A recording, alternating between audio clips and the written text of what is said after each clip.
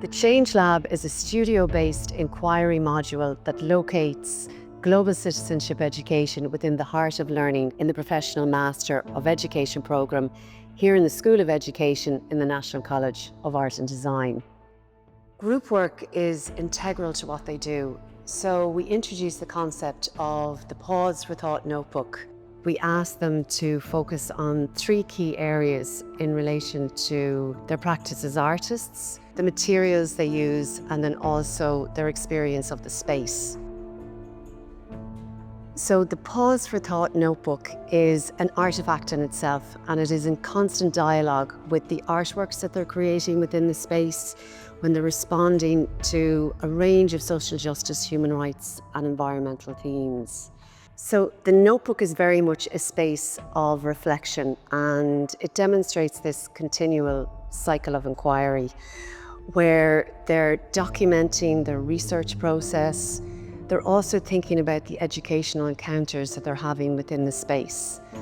They're thinking also about how they're inquiring new knowledge, how they're enacting that knowledge, and then the effect that it is having on them in terms of reframing and re-encountering their practice as artists and exploring it through a global citizenship education lens.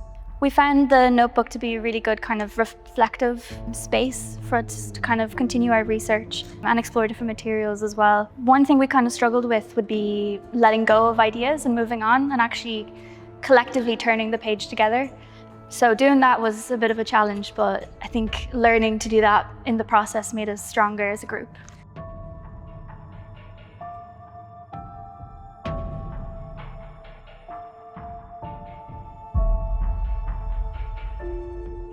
Kind of the way we moved on to the next thing to have less conflict would be hearing each other and recognizing each other's ideas and making each other feel heard before moving on, I think was the key thing that we learned.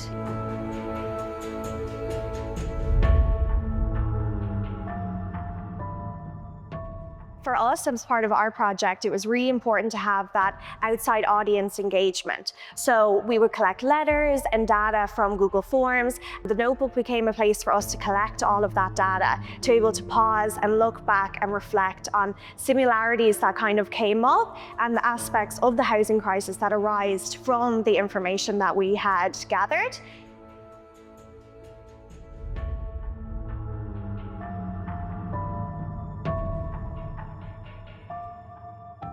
The Pause for Thought notebook really acted as a site for reflection. Our work typically tended to be very active on the wall in terms of research and response, so the notebook allowed us a chance to really pause and follow our momentum so that we knew what would best serve the overall process. This was particularly useful when it came to on-the-ground research and gave us that moment to really reflect on what we had learned and what could move us forward. The Pause for Thought notebook became a place for us as artist educators to be able to go back and look on. It became like a living, breathing canvas for us to be able to reflect on our journey, questions that we came across, as well as the many creative struggles that we came across.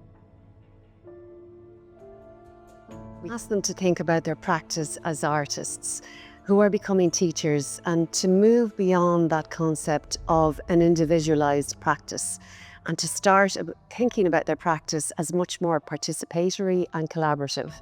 So they go through a negotiation of sharing ideas, giving up ownership of ideas, and they map out this experience throughout the Pause for Thought notebook. This notebook has been a space of curiosity and experimentation, where 3 different artist practices converged. With each turn of the page, a dynamic conversation developed between the 3, and out of it, the ego of a singular artist left behind. Through the notebook pages, we explored textile, the tactile nature of materials, fabric and form. We developed a language that was thoughtful and sensitive. This helped us shape our own way of communicating in a way that feels more open, accessible, and grounded in real connection.